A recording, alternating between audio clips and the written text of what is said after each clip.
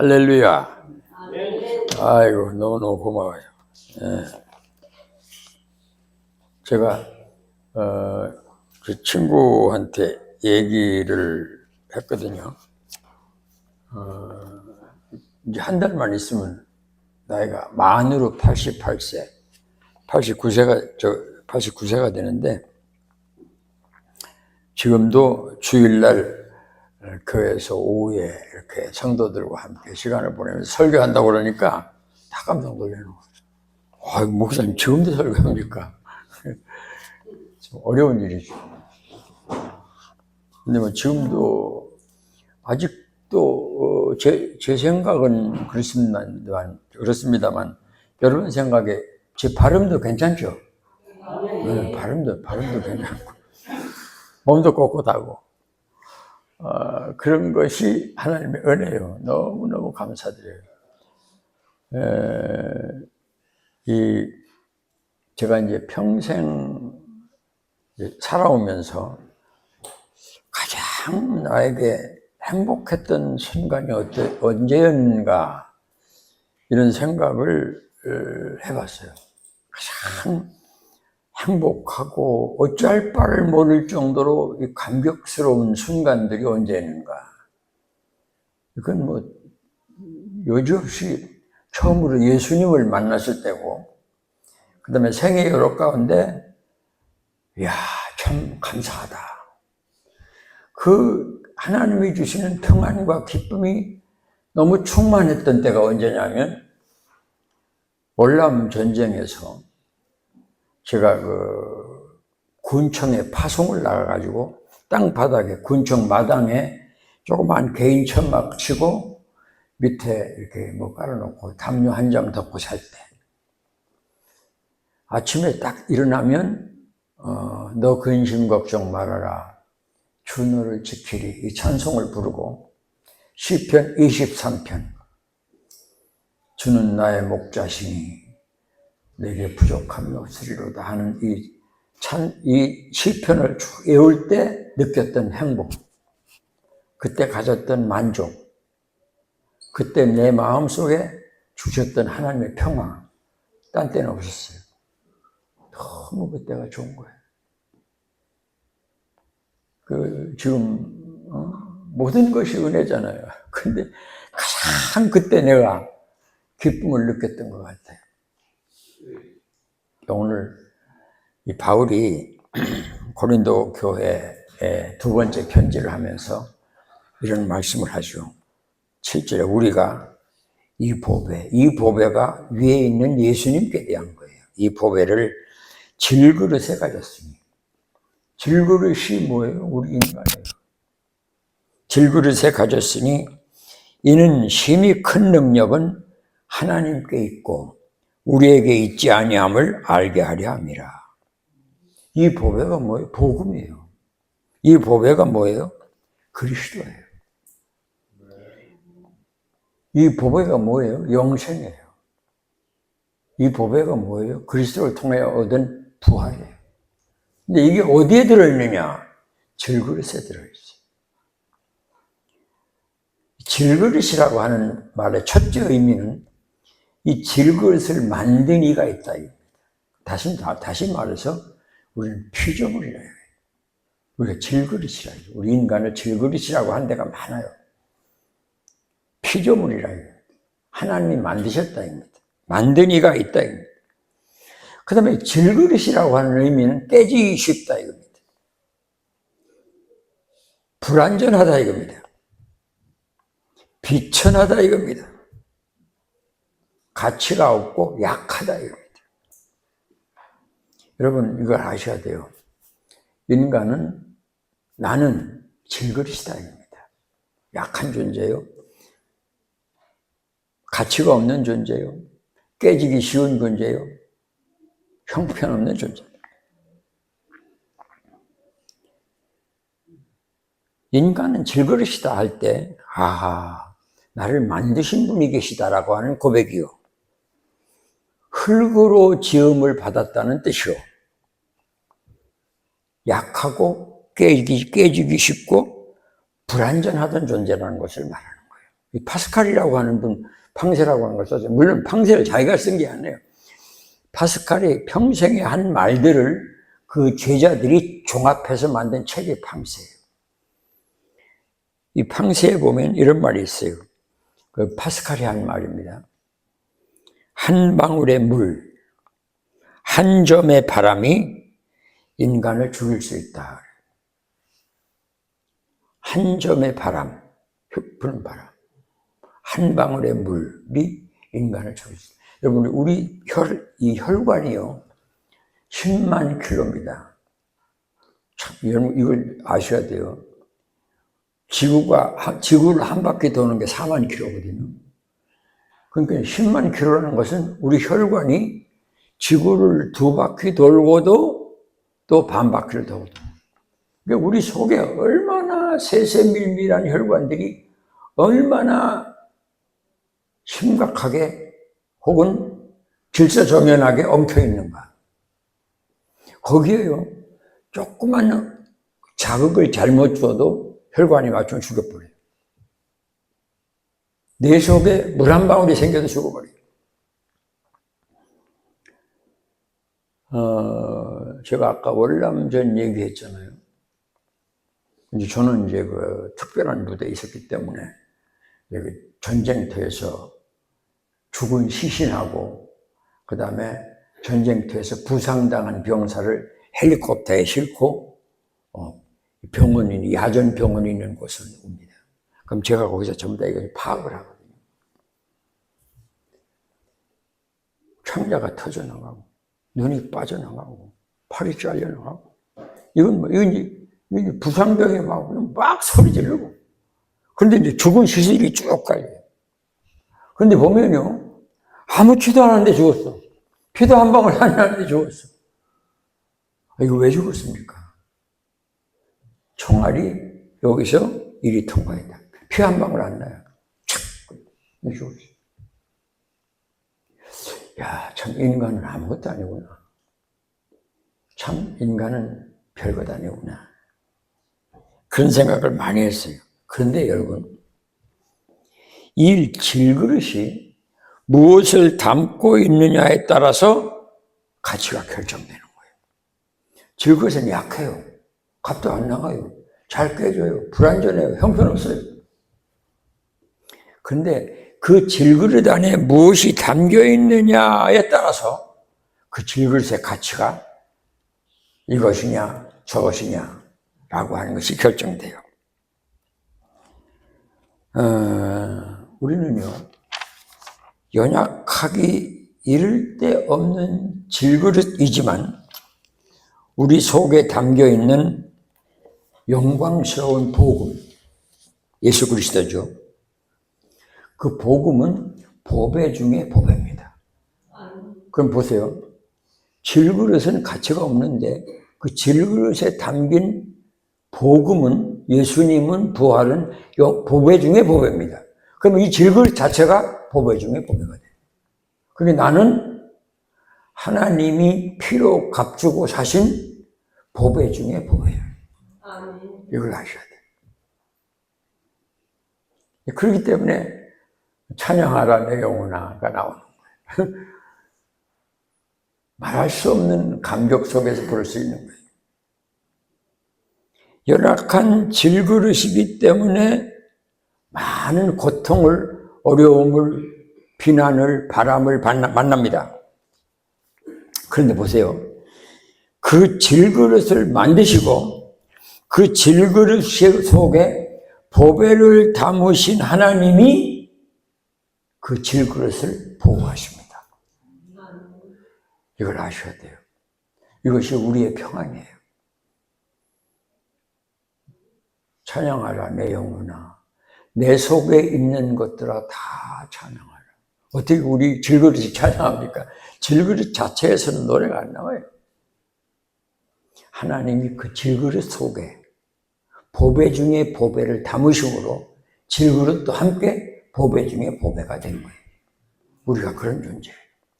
피로 값주고 사신 교회.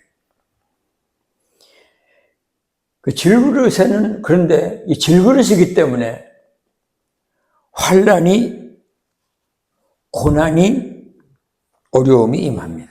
그래서 오늘 본문에 보니까 사방으로 우겨싸움을 당하는 거예요. 이건 무슨 말이냐면 궁지에 몰려 절망 상태에 빠지는 것을 말합니다. 사도행전 5장 18절에 보면요, 사도들이 복음을 전하다가 붙잡혀요. 그 감옥에 갇혔습니다. 지금 사도들이 복음을 전하다가 붙잡혀서 감옥에 갇혔어요. 그런데 그 19절에 보면 주의 사자가 밤에 옥문을 열고 끌어냅니다. 이게 참 기가 막히는 말이죠. 사방으로 우겨싸움을 당했는데 쌓이지 않아요. 왜? 주의 사자가, 천사가 와서 밤에 옥문을 열고 그 사도들을 끄집어냅니다. 이것이 질그릇이 가진 축복이에요. 사도행전 12장에 보면 베드로가 복음을 전하다가 감옥에 갇히죠. 야고보를 죽였던 그 경험을 가진 헤롯이 베드로를 잡으니까 베드로가 막 이적도 행하고 이러니까 굉장히 아주 철저하게 묶어서 감옥에 가뒀어요. 어떻게 묶었느냐? 군인 4사람을 4패, 하나, 둘, 셋, 넷, 16명의 군인이 이 베드로를 결박하고 베드로를 감옥에 가둔 후에 지키는 거예요. 첫째 문, 둘째 문, 셋째 문. 제일 감옥에는 이 두 사람의 군인이 베드로와 함께 쇠사슬을 묶여가지고 누워있는 거예요. 잡음에 옥에 가두어 군인 4식인 4패에 맡겨 지키고, 철저하게 지키고 철저하게 결박했습니다. 근데 사도행전 12장 7절에 보니까 호련히 주의 사자가 나타남에 옥중에 광채가 빛나며 또 베드로의 옆구리를 쳐 깨워 이르되 급히 일어나라 하니 쇠사슬이 그 손에서 벗어지는지라. 믿습니까? 이거 우리가 아까 조금 전에 얘기했죠. 이 말 잘 들으셔 보세요. 이는 심히 큰 능력은 하나님께 있고, 심히 큰 능력은 하나님께 있고. 그 무슨 말이에요? 하나님은 무슨 일이든지 하실 수 있고, 하나님은 무슨 일이시든지 이루실 수 있다는 거죠. 참. 그 베드로가 천사가 옷 입으라니까 옷 입었어요. 그러니까 이제 문이 열리니까 다 자꾸 다 부르니까 나가는 거예요. 첫째 문 나가고, 첫째 문 나가고, 세 번째 문 나가니까 문이 스스로 자연적으로 열리는 거예요. 그렇기 때문에 여러분, 자동문이라는 것은 그때 생긴 겁니다. 요즘 자동문 다니면 늘 그걸 생각하세요. 베드로가 감옥에 갇혔다가 나간 문이구나 이렇게 생각하고도 자동문을 만날 때는 꼭 그런 마음을 갖고 통과하면 은혜가 돼요. 참 기가 막힌 역사죠. 늘 기억하세요. 사방으로 우겨싸움을 당하여도 쌓이지 아니하고. 왜? 하나님의 능력이 크기 때문에. 이 믿음을 가질 때 우리가 찬송이 나오고 마음에 평화가 있고 마음에 감사가 있는 거예요. 내 영혼아 감사하라. 내 영혼아 찬양하라. 이건 아무나 못하는 거예요. 이 속에 하나님이 넣어주신 보배가 있는 사람만이 찬양하는 거예요. 사도행전 16장에 보면요, 바울과 실라가 복음을 전파하다가 이 사람도 감옥에 갇혀요. 둘 다. 그들을 깊은 옥에 가두고 그 발을 착고에 든든히 채웠습니다. 그 발을 갖다가 쇠사슬로 묶어놨어요. 근데 16장 26절에 보니까 이에 갑자기 큰 지진이 나서 옥터가 움직이고 그 문이 곧 다 열리며 모든 사람이 매인 것이 다 벗어지더라. 사방으로 우겨싸움을 당하여도 따라합시다. 쌓이지 아니하며 할렐루야. 이 바울과 실라가 발에 착고가 풀어버렸어요. 얼마나 도망갔어요. 문 다 열렸어요. 도망가죠. 그리고 그 옥을 지키던 사람들이 문이 열렸으니까 이거 우리 죽었다. 그 당시에는 죄수의 그 죄값을 옥을 지키던 사람이 죄수가 탈출하면 자기가 책임져야 돼요. 그러니까 거기는 죄수들 다 도망간 줄 알고 아이고 자결하려고 칼 뺐다가 바울이 소리 지르잖아요. 자살하지 말라 이겁니다. 우리 다 여기 있다. 그래서 그 가족까지 다 구원받잖아요. 늘 기억하세요.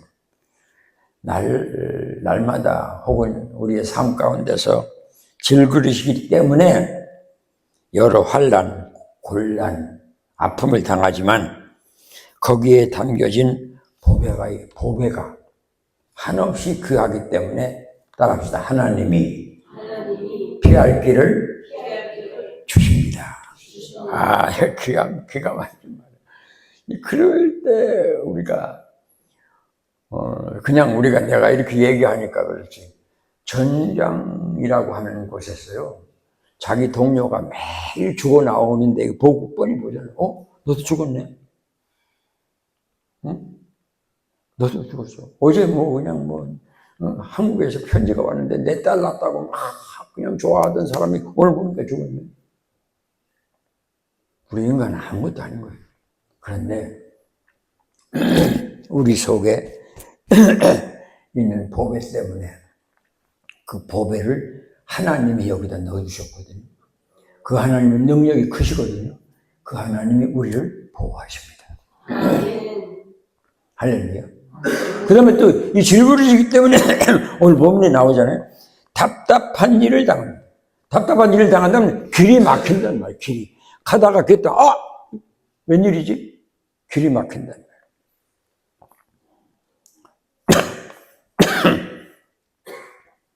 홍해 앞에서 이스라엘 민족이 아이고 답답한 일 만나죠. 홍해가 있단 말이에요. 못 건너가요. 이거 건너야 가나안 복지가 하는데 갈 수가 있어요.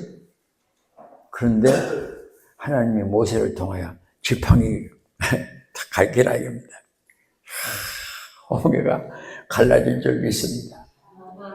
답답한 일을 만나도 하나님이 그 답답한 곳에 길을 내주시는 줄 믿습니다.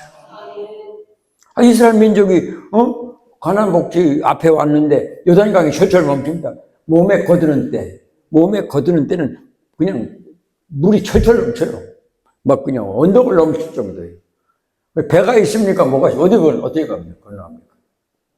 근데 제사장들이 하나님의 말씀을 따라 첫 발을 요단강 속에 딱 넣자마자 흘러가던 물이 싹 쌓이는 거예요. 여기가 마른 땅이 되는 거예요. 아멘 하세요. 우리가 이 세상 살면서요, 그런 하나님의 신비로운 은혜를 체험하지 못하면 참된 찬양이 안 나와요.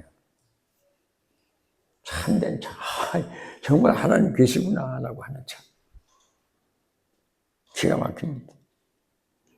위에 계신 하나님이 답답한 일을 만난 보배로운 자기 백성에게 피할 길을 주시는 줄 믿습니다.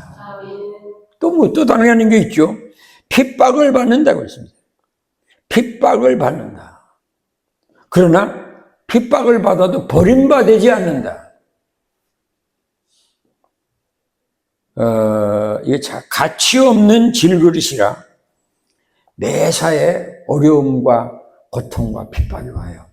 옛날에 참 여인들이 결혼해서 시집에 갔을 때 그 시어머니한테 당했던 그 많은 글들을 내가 읽었어요.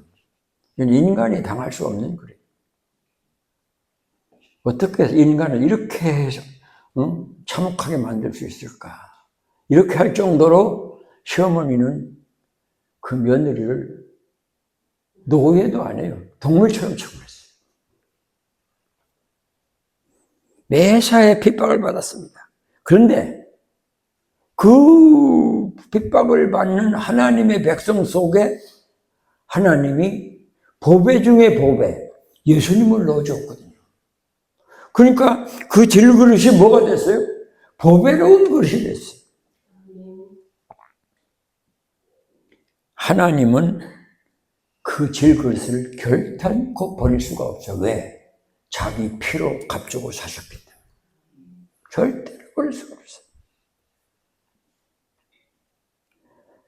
우리 한번 성경 한 권만 찾아봅시다. 고린도 후서 12장. 오늘 고린도 후서 읽었는데 12장 시켜보세요. 12장. 바울이 얼마나 고통을 당했는가. 23절부터 있습니다. 고린도 후서 12장 23절 다 같이. 고린도 후서 12장 23절 시작. 응? 12장에 23절이 없어요. 응? 고린도 후서 11장 11장. 내가 정신없이 해놨어요. 자, 11장 23절부터 시작.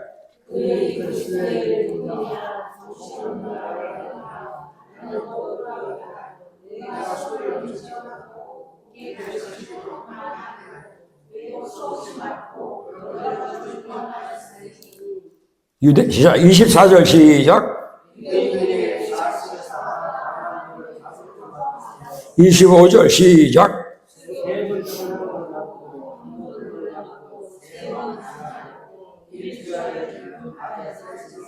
26절 시작.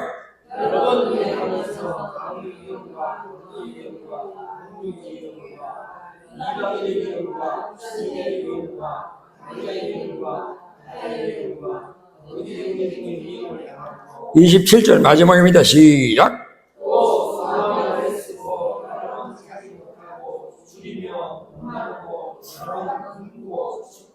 헐벗었노라. 여러분, 이것이 바울이 겪은 고난이에요. 한번 생각해 보세요. 이런 것을 우리가 당했다면 어떻게 되겠어요? 상상할 수 없는 일. 근데 이걸 바울이 당했어요. 참, 이런 고통 속에서 어찌 됐습니까? 바울은 버림받았습니까? 아니죠. 더 위대한 하나님의 그릇이 되었어요. 왜? 바울 속에 하나님이 넣어주신 보배가 있기 때문에. 이걸 우리가 알아야 돼요. 이거 생각하면 참 핍박을 받아도 버림받지 아니하며. 이 사도행전 8장 1절에 보면 그날에 예루살렘에 있는 교회에 큰 박해가 있어. 예루살렘에 있는 교회에 큰 박해가 있어. 사도 외에는 다 유대와 사마리아와 모든 땅으로 흩어지는. 여러분, 과거에 농경사이기 때문에 자기 집, 본토 친척 집을 떠나면 거짓입니다. 근데 이 일을 이 사도행전 교회가 다 흩어졌어요. 그럼 어찌 됐어요? 그들이 버렸습니까? 아닙니다. 가는 곳마다 교회를 세우고 복음을 전했습니다. 하나님이 그렇게 당신의 복음을 전가하는 일을 이 귀한 사도행전 교회에게 맡기실 때 이런 방법을 쓰였어요. 참 놀라운 일이죠. 우리가 예수 믿고 주님 섬기면서 어떤 때는 고난도 받고 어떤 때는 아픔도 겪고 어떤 때는 병도 걸리고 가난해지기도 하고. 내가 전에 얘기했죠. 제가 한참 자라날 때 아버지가 이제 그건 뭐 사업이 망해도 10번 망한 거니까 상위 군인들 도와주다가 거지가 됐어요. 그래서 이제 수채가 이렇게 흘러가는 위에다가 이렇게 움막을 치고 살았어요. 먹을 게 없죠. 그래서 아침 굶고 점심은 참고 저녁은 건너뛰고 그럴 때 이 소년이 이성봉 목사님의 부흥에 참석했다가 예수님을 만난 거예요. 아침 굶고 점심 참고 저녁 건너뛰었으니까 얼마나 배고프겠어요. 어린 것이. 예수님을 딱 만나는 순간부터 오는 행복과 기쁨이 천지를 진동했어요. 안 먹어도 배 안 고프고, 잠 안 자도 안 졸리고, 하루 종일 찬송했어요. 핍박을 받아도 오히려 그것이 복음의 확산이 되는 거예요. 그 다음에 또 뭐라고 그랬습니까? 거꾸로 뜨림을 당한다. 거꾸로 뜨림을 당한다. 근데 거꾸로 뜨림을 당하여도 망하지 아니하고. 시편 37편 24절 제가 읽습니다. 그는 넘어지나 아주 엎드려지지 아니함은, 따라합시다. 하나님께서 그의 손으로 붙드심이로다. 믿습니까? 하나님이 당신의 손으로 친히 붙들기 때문에 절대 보배를 가진 이 질그릇된 우리는 여러분 망하지 않습니다. 안 망합니다. 내가 저기 윤 선생님하고 얘기했나? 월남서 왔을 때 제가 그 주변에 있는 모든 사람들보다 제일 가난했어요. 내일 11월 28일이 우리 집사람하고 결혼한 지 59주년 되는 날입니다. 결혼했을 때 갈 데가 없는 거예요. 뭐 신혼여행을 가려면 돈이 있어야지. 아무도 없네. 거지나 마찬가지로. 제일 가난했어요. 근데 지금 이제 한 달 후에 89세잖아요. 내 주변에 있는 그때 같이 갔던 친구들 얼마나 많이 부자가 됐느냐면요. 뭐 그냥 서울에 집 사고 뭐 시골에 논 사고 뭐 그냥 전부 부자가 됐어요. 나는 거지가 되었고 거지처럼 됐는데 많은 세월이 지났어. 지금 60몇 년이 지났죠. 60년이 지났나? 65년도에 갔으니까.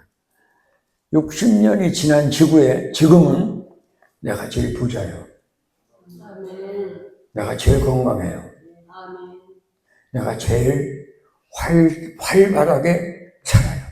설교하죠? 내가, 빨리, 말할 수 없는 기쁨이 있어요. 여러분 꼭 기억하세요. 하나님은 살아계십니다. 늘 그걸 기억하세요. 그리고 내가 하나님 앞에서 하나님이 기뻐하시는 뜻을 하여튼 믿음 안에서 하나하나 이루어가면 하나님의 눈은 온 땅을 두루 감찰하시기 때문에 꼭 아세요. 반드시 힘은 것을 거두는 한때를 주십니다. 여러분 그걸 염려하거나 걱정, 이런다고 되겠냐? 여러분 아닙니다. 묵묵히 주님이 원하시는 뜻을 한 걸음 한 걸음 걸어갑니다. 그러면 하나님은 그 힘은 것을 반드시 거두게 하시는 한 날을 예비하셔요. 내가 엊그저께도 나보다 나이가 한 살 더 많은 군 출신이 있어요. 동기생들이에요. 근데 두 사람이 살았어요. 그 사람들 형편은 나하고 비교하면 하늘과 땅이에요. 그 사람들 다 옛날에 참 부자였어. 엄청 부자였어요. 야, 임마, 너 예수 믿어. 왜 너희 딸 예수 믿는데 너 교회 안 가? 갈게. 여러분, 말씀 마칩니다. 하나님은 살아계십니다. 지금도 하나님의 눈이 여러분들이 세상 일을 멈춰놓고 이토록 주의 말씀 앞에서 당신을 예배하는 여러분들을 하나님이 주목하십니다.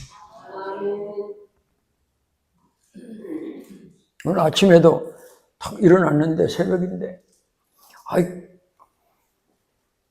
그랄 지방에서 이삭이 자기가 살던 가나안 땅을 떠나서 그랄 지방이 어디입니까? 블레셋 땅이에요.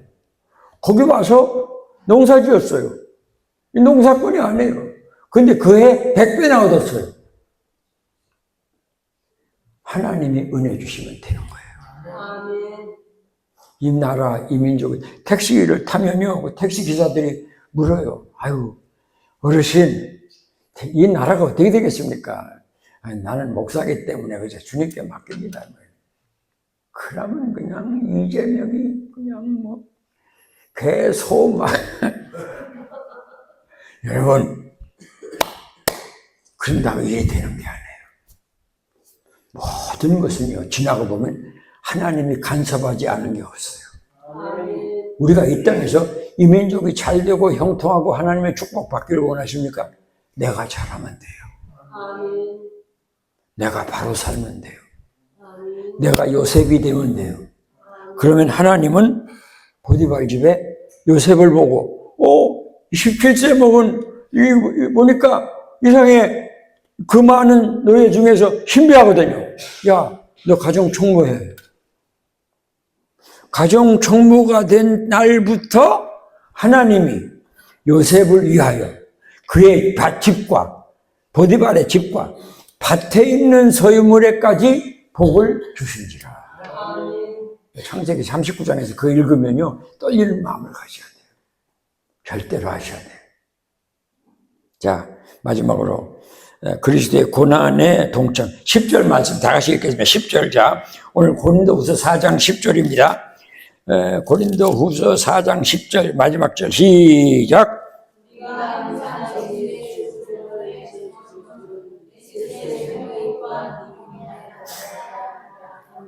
이게 무슨 말이냐면 우리가 항상 예수의 죽음을 몸에 짊어진다고 하면 예수님의 고난에 동참한단 말이에요. 예수님의 고난에 동참하는 우리의 삶 가운데 모든 것이 그렇게 되는 거예요. 예수님의 고난에 동참. 여기 와서 오후에 헌금 드리고 찬송 부르고 그냥 막 주님의 은혜를 기억하고 이 집에서 주님 이거 전부 다 예수님의 고난에 동참하는 거예요. 아멘. 그때는 어찌 됩니까? 예수님의 생명이 우리 속에 충만해져요. 아멘. 이거보다 더 좋은 일이 있어요? 이거보다 더 행복한 일이 있어요? 여러분, 우리의 삶이 딱 하나님이 인도하시는 그 방향으로만 가면, 자, 14절 시작.